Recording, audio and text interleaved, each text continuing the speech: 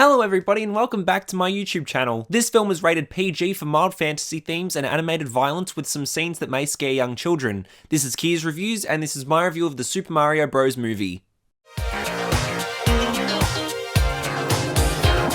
The Super Mario Bros. Movie is certainly a fun adventure for the family and majorly improves upon the tragedy of the 1993 live-action film. Visually, this movie is gorgeous with all of its vibrant colours that keeps every single scene upbeat and visually enticing. The animation was incredible, and even though it may not look as realistic as Frozen 2, it doesn't aim to accomplish anything new with its animation, but aims for a 3D look, and Illumination pulled it off beautifully.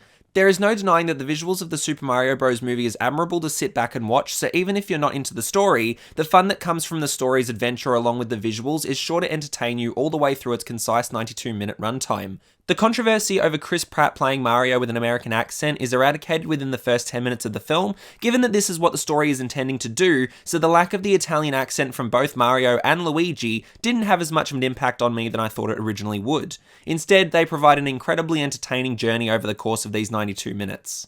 What the Super Mario Bros. Movie banks on is its overabundance of nostalgia and subtle references that people who have played the Mario games would adore, such as me. Noticing the references throughout the film is what kept me entertained because it was encapsulating all eras of Mario video games, from both generations of Mario Kart Wii and Mario Kart 7, to Luigi's Mansion and Super Mario Galaxy, as well as Super Mario 3D World, to Super Smash Bros, and even all the way back to the first 8-bit Mario Bros game that came out in 1983.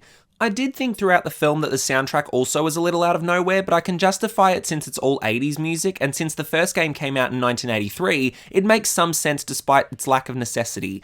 I was fully wrapped up in embracing the nostalgia and getting so excited about such small things because this movie reminded me of how I was as a child, playing on my 25th anniversary limited edition Mario Nintendo DS Lite, which I still have, with all of the games, and to see how Illumination has beautifully weaved in so many games into its story was really impressive, as there is so much to explore in the Mario world that to put it all into one film was an impressive feat.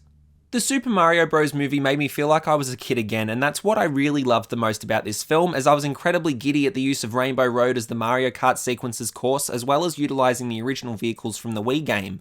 It just transported me to 16 years ago when I was obsessively in love with playing these games at every opportunity that I got. Even though I was disappointed with the lack of creativity with some of the voice actors, given that Donkey Kong, played by Seth Rogen, literally ended up just being Seth Rogen's voice instead of even attempting to sound like Donkey Kong, there were some really great standout cast members that made their characters so much more interesting than the rest, outshining the leads in Mario and Luigi.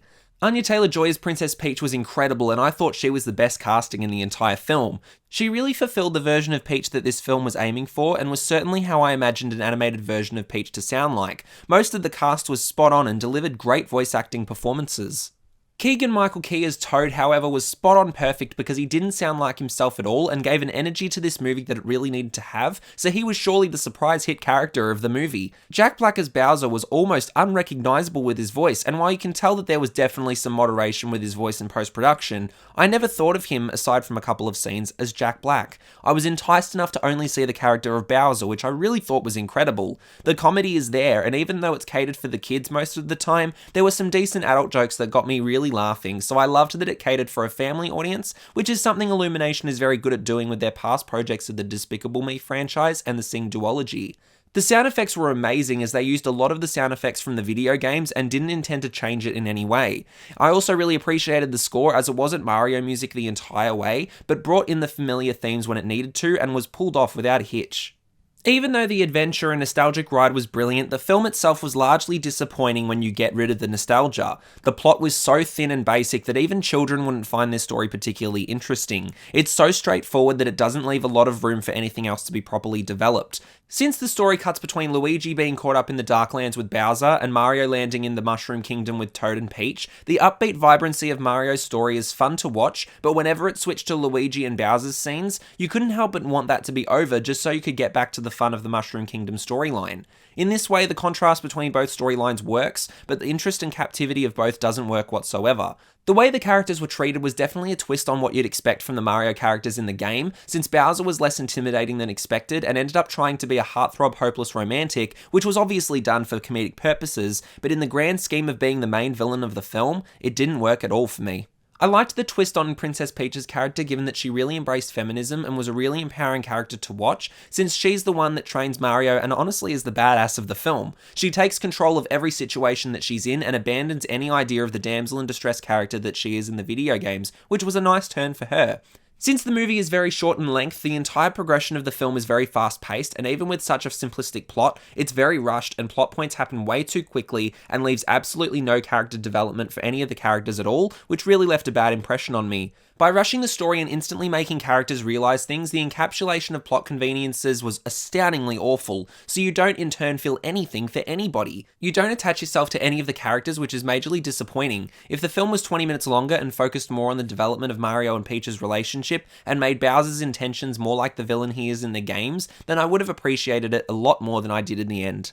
If not for the nostalgia and vibrant visuals with some of the cast giving great performances, the Super Mario Bros. Movie would have been completely and utterly terrible. It's a fun movie for the family, but overall the movie itself is awful. The plot is so basic, and as a result of having a short runtime and a rushed story, there is nothing for the audience to connect to and sacrifices any possible emotional payoff that it intended to provide. Things happen way too quickly and have a lot of plot conveniences, and while you can argue that it is a kids' film, I still thought that even then there should have been more of a resonance apart from the theme of being there for each other. However, what I truly love taking from this experience and movie is the fact that it gave my childhood back to me and transported me to feeling like a giddy kid again, which I adored.